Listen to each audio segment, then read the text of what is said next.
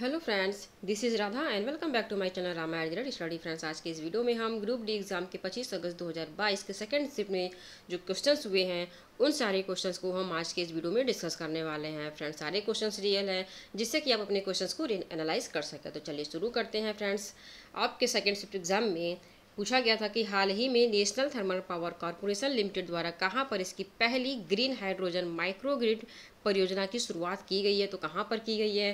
तो ये भारत में आंध्र प्रदेश में की गई है और यह वर्ष 2070 तक कार्बन न्यूट्रल बनने के भारत के दृष्टिकोण के अनुरूप है। अगला क्वेश्चन फ्रेंड आपसे पूछा गया था कि प्रतिरोधकता की इकाई क्या है। तो प्रतिरोधकता की जो एसआई यूनिट है वह है आपका ओम मीटर। अगला क्वेश्चन आपसे पूछा गया था कि आधुनिक आवर्त सारणी में आवर्त और वर्गों की संख्या क्या है। तो आधुनिक आवर्त सारणी में आवर्त और वर्गों की संख्या 18 वर्ग हैं और 7 आवर्त हैं। यहाँ पे 7 होगा, 7 आवर्त आपके होंगे। कितने हैं? तो 8 वर्ग और 7 आवर्त। ठीक है। अगला क्वेश्चन आपसे पूछा गया था फ्रेंड्स कि भारत में पवन ऊर्जा का सबसे बड़ा उत्पादक राज्य कौन सा है। तो यहाँ पे भारत के बारे में पूछा गया है। तो भारत में तमिलनाडु पवन ऊर्जा का सबसे बड़ा उत्पादक राज्य है। इसे अक्षय ऊर्जा भी कहते हैं। इस इंपॉर्टेंट पॉइंट को भी आप याद कर लीजिए क्योंकि कभी भी आपसे पूछा जा सकता है कि अक्षय ऊर्जा क्या है। तो इसे अक्षय ऊर्जा भी कहते हैं जो कि पवन ऊर्जा है। National institute of wind energy की रिपोर्ट 2020 के अनुसार तमिलनाडु भारत में पवन ऊर्जा का सबसे बड़ा उत्पादक है।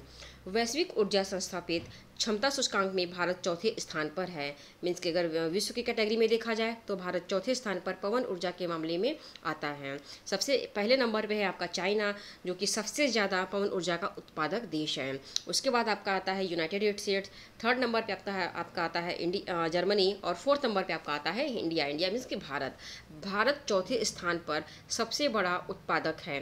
किसके लिए? पवन ऊर्जा के लिए। इंडिया में सबसे अधिक सौर ऊर्जा राजस्थान में भी उत्पादित होती है।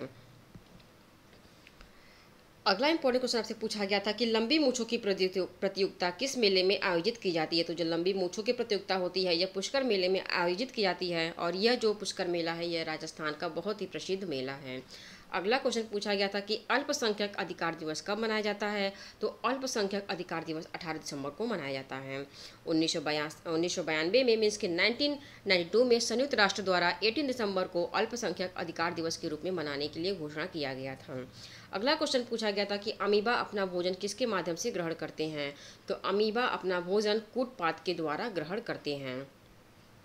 अगला क्वेश्चन आपसे पूछा गया था फ्रेंड्स कि अमीबा में ओस्मो रेगुलेशन मीन्स कि पानी का नियंत्रण किसके माध्यम से होता है। तो अमीबा में संकुचनशील रिक्तिका के माध्यम से पानी का नियंत्रण या फिर ओस्मो रेगुलेशन होता है। इसको देख लेते हैं कि ये किसे कहते हैं। तो पानी और नमक की सांद्रता के नियंत्रण से किसी जीव के तरल पदार्थ में निरंतर ओस्मोटिक दबाव का रखरखाव ओस्मो रेगुलेशन कहलाता है। इसे भी आप राइट डाउन कर लीजिए।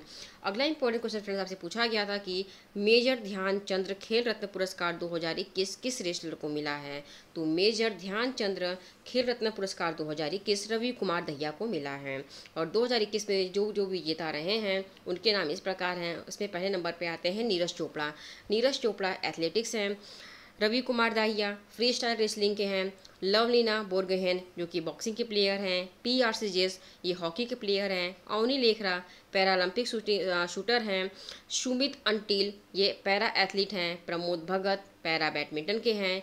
मनीष नरवाल पैरालंपिक शूटिंग के हैं। मिताली राज क्रिकेट की हैं और सुनील छेत्री फुटबॉल के हैं। इन सारे लोगों को आपको क्या मिला है 2021 में विजेता घोषित किया गया है। मीन्स कि इन्हें पुरस्कार से पुरस्कृत किया गया है। अगला इंपॉर्टेंट क्वेश्चन आपसे पूछा गया था कि केंद्रीय भारतीय भाषा संस्थान कहाँ पे है।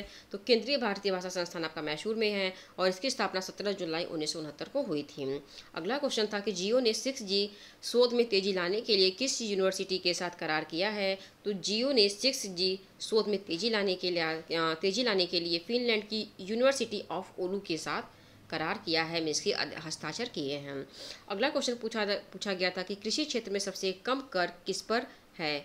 पशु आहार चारा पे है, उर्वरक पर है, कीटनाशक पे है या फिर बीज पर है। किस पे सबसे कम कर लगाया जाता है फ्रेंड्स। तो आप इसका आंसर आप हमें कमेंट बॉक्स में जरूर बताइएगा। अगला क्वेश्चन आपसे पूछा गया था कि किसी समजातीय श्रेणी के अंतर में हाइड्रोजन के परमाणु कितने होंगे। तो इस ऑप्शन के अकॉर्डिंग आपका राइट आंसर 2 होगा। कार्बन का कौन सा अपरूप एक स्नेहक और पेंसिल के लीड के रूप में प्रयोग किया जाता है? तो ये होता है ग्रेफाइट। ग्रेफाइट का जो प्रयोग होता है वह स्नेहक और पेंसिल के लीड के रूप में होता है। अगला क्वेश्चन आपसे पूछा गया था फ्रेंड्स कि रोवर्स कप किससे संबंधित है? तो जो ये रोवर्स कप है यह फुटबॉल से संबंधित है। फुटबॉल से संबंधित और कौन कौन से कप हैं इन्हें भी देख लेते हैं कि जो संतोष ट्रॉफी है ये फुटबॉल से संबंधित है, सुब्रतो कप फुटबॉल से संबंधित है, डूरंड कप फुटबॉल से संबंधित है, आशुतोष कप और मर्डिका कप ये सारे कप क्या हैं आपके फुटबॉल से संबंधित हैं। Rovers Cup, Santosh trophy, Subroto Cup, Durand Cup, Ashutosh Cup और मर्डिका कप ये सारे आपके फुटबॉल से संबंधित फुटबॉल प्ले से संबंधित आपके कप हैं। आपके लिए बहुत ज़्यादा इंपॉर्टेंट है क्योंकि एग्जाम में कई बार कप के बारे में पूछे जाते हैं। अगला इंपॉर्टेंट क्वेश्चन आपसे फ्रेंड्स पूछा गया था कि राष्ट्रीय महिला दिवस कब मनाया जाता है? तो राष्ट्रीय महिला दिवस 13 फरवरी को मनाया जाता है जो कि सरोजिनी नायडू के जन्मदिन के अवसर पर मनाया जाता है। और अंतर्राष्ट्रीय महिला दिवस 8 मार्च को मनाया जाता है। इन दोनों पार्ट को आपको अच्छे से याद कर लेने हैं कि भारत में मीन्स के जो राष्ट्रीय महिला दिवस है वो 13 फरवरी को है और अंतर्राष्ट्रीय महिला दिवस है वो आपका 8 मार्च को है। अगला क्वेश्चन आपसे पूछा गया था कि आरबीआई द्वारा वित्तीय साक्षरता सप्ताह 14 से 18 फरवरी 2022 की थीम क्या थी? तो इसकी जो थीम थी वो थी गो डिजिटल गो सिक्योर। अगला क्वेश्चन आपसे पूछा गया था कि भारतीय संविधान के अनुच्छेद 243 बी के तहत मध्यवर्ती स्तर पर पंचायत का उस राज्य में गठन नहीं किया जा सकेगा जिसकी जनसंख्या कितने से अधिक होगी। तो जहाँ की जनसंख्या 20 लाख से अधिक होगी वहाँ पे उसका गठन नहीं किया मध्यवर्ती स्तर पर पंचायत का गठन नहीं किया जा सकेगा। अगला क्वेश्चन आपसे पूछा गया था कि सरदार सरोवर बांध किस नदी पर है? तो सरदार सरोवर बांध आपका नर्मदा नदी पर है। यह जो बांध है वह 138 मीटर ऊंचा है। कितना ऊंचा है? तो ये 138 मीटर ऊंचा है। और इस परियोजना का उद्देश्य गुजरात के सूखाग्रस्त इलाकों में पानी पहुंचाना और मध्य प्रदेश के लिए बिजली उपलब्ध कराना है। फ्रेंड्स और भी कुछ बांधों को इंपॉर्टेंट बांध को देख लेते हैं जो कि एग्जाम में काफ़ी ज़्यादा पूछे जाते हैं, एग्जाम के फेवरेट क्वेश्चंस के कैटेगरी में आते हैं। उनमें आपका पहला आता है कोयना बांध। कोयना बांध आपका कोयना नदी पर है और यह जो नदी है यह महाराष्ट्र में है। अगला है गांधी सागर बांध और ये जो बांध है ये चंबल नदी पर बनाया गया है और ये जो आपका आता है ये मध्य प्रदेश में है। चंबल नदी आपका मध्य प्रदेश में है और उसके ऊपर गांधी सागर बांध बना हुआ है। अगला आपका है बगलिहार बांध जो कि चिनाब नदी पर बना हुआ है और ये जम्मू और कश्मीर में है। अगला है आपका भाखड़ा नांगल बांध और यह सतलज नदी पर बना है और यह जो सतलज नदी है आपका हिमाचल प्रदेश में है। जो भाखड़ा नांगल बांध है ये आपका हिमाचल प्रदेश में है। अगला है मैथन बांध जो कि बराका नदी पर बना है और यह झारखंड में है। मेट्टूर बांध कावेरी नदी पर बना है और यह आपका तमिलनाडु में है। उकाई बांध ताप्ती नदी पर बना है और ये उकाई बांध आपका गुजरात में है। महाराणा प्रताप सागर बांध यह जो बांध है यह ब्यास नदी पर बना है और ये जो बांध है ये आपका कहाँ पे है? ये हिमाचल प्रदेश पे है। ये है सारे इंपॉर्टेंट जो कि एग्जाम में कई बार रिपीटेड है। आप इसे लर्न कर लीजिएगा, आप इसका स्क्रीनशॉट भी ले सकते हैं जिससे कि आपको आगे याद करने में ईजी हो। अगला क्वेश्चन आपसे पूछा गया था कि किसने पुनः धर्म सुधार और नव वेदांत पर अद्वैतवाद के सिद्धांत पर बल दिया था? तो स्वामी विवेकानंद के द्वारा इस सिद्धांत पर बल दिया गया था। अगला क्वेश्चन आपसे पूछा गया था कि भारत में मानसूनी हवाएं हरियाणा, पंजाब और वेस्ट यूपी में कब तक आती हैं? तो जुलाई के मध्य तक मानसून हिमाचल प्रदेश और देश के बाकी हिस्सों तक पहुंच जाती हैं। कब पहुंचती हैं? हरियाणा, पंजाब और वेस्ट यूपी में तो जुलाई के मध्य तक।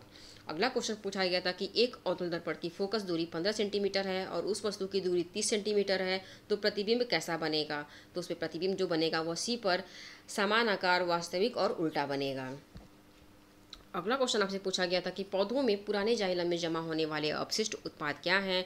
तो जो पौधों में पुराने जाइलम में जमा होने वाले जो अपशिष्ट उत्पाद हैं वह है रेजिन और गम।